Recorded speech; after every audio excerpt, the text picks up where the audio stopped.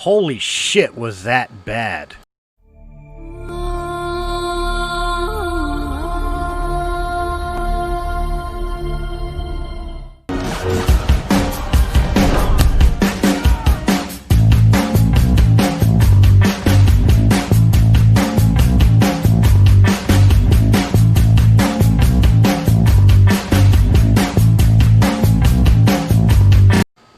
Hey, what's up, guys? Wyldehigh back for another review instead of reaction this time around. Guys, I know I'm kind of late to the party on this one, but I sat down for the first time today before doing a Breaking the Fourth Wall interview and saw the movie Deep Blue Sea 2. Now, for preface it, guys, I love the first Deep Blue Sea. Was it a typical popcorn muncher, dumb adventure film more than a horror? Sure. Was it as classic as Jaws? No, by no means. But was the original Deep Blue Sea probably one of the better shark movies since Jaws, the original? Yes, in my opinion, it was. So, knowing that Jaws 2 did not live up to the expectations of the original Jaws, Deep Blue Sea 2, I did not go in with high expectations. I didn't. I wanted it to be a decent film, especially because I know there's a third one out, and I still have to watch that one. And yes, even though I'm about to review the second one, not positively, forgive me, the blue screen in the back, or green screen in the background kind of fell a little bit. I usually have it taped up. I just noticed that in the camera. I'm not going to give it a positive review, and I'm going to go into details why. But I had higher expectations for this film than I should have. That's the plain and simple fact. This movie was hot garbage.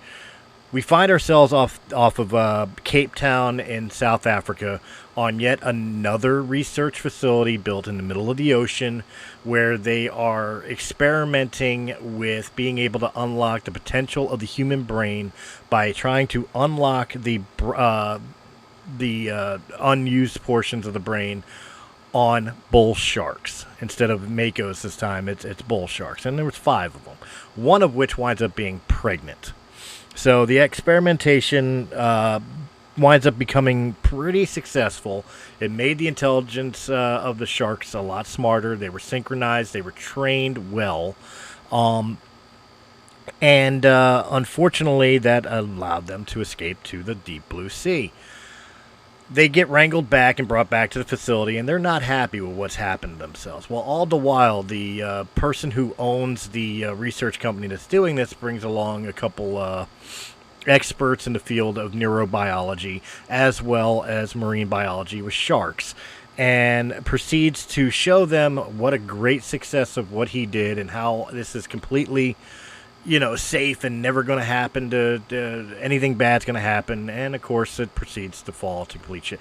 It is a remake of 1 all way through, except for it's not as intelligent as Deep Blue Sea 1. Deep Blue Sea 1 at least had a storyline where it made feasible sense.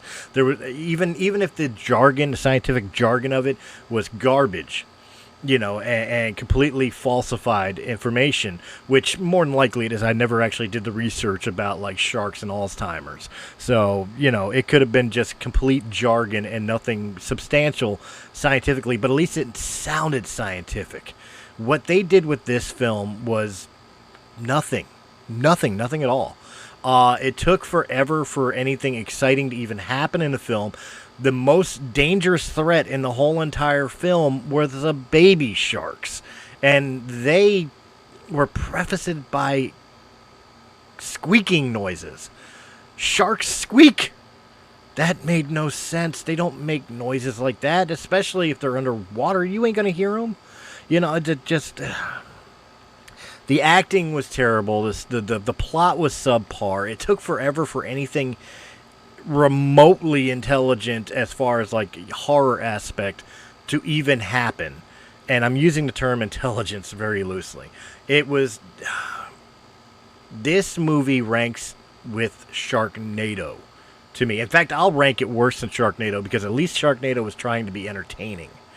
This film was hot garbage. And quite honestly, it makes me concerned about watching Deep Blue Sea 3 which I will do. I will suffer through it for the sake of reviews, but I'm definitely going to be finding a way of doing it that's not going to financially bother me. Let's just put it that way. And quite honestly, I don't want any more Deep Blue Sea movies. If this is what you're going to make, stop. You know, this is just... I've watched some bad films, bad shark films. I've watched a lot of bad shark films. And to see this to a franchise that had the potential of at least being a decent franchise go down the toilet like that, it's just... It was actually heartbreaking. It really was. As I watched it, I had higher expectations. I didn't expect it to be as good as Deep Blue Sea 1. Just like I didn't expect Jaws 2 to be as good as Jaws 1. But I didn't expect Deep Blue Sea 2 to be Jaws the Revenge. But dumber. Yeah, and that's exactly what I got in this film.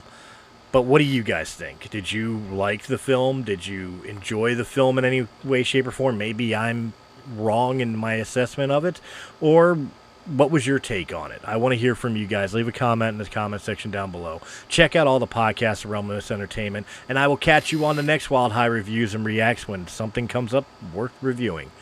Unfortunately, this was not one of them. Have a good night, guys. Hey guys, it's Chris from Realm of the Mist Entertainment. If you enjoyed this video, please hit that thumbs up button. Like, share, comment, subscribe.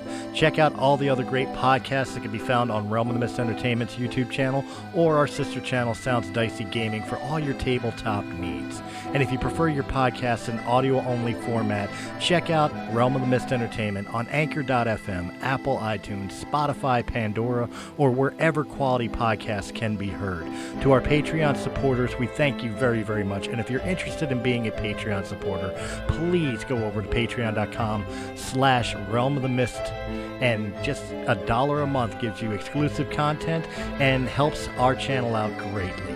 Guys, again, thank you very much for joining us, and we will see you on the next episode.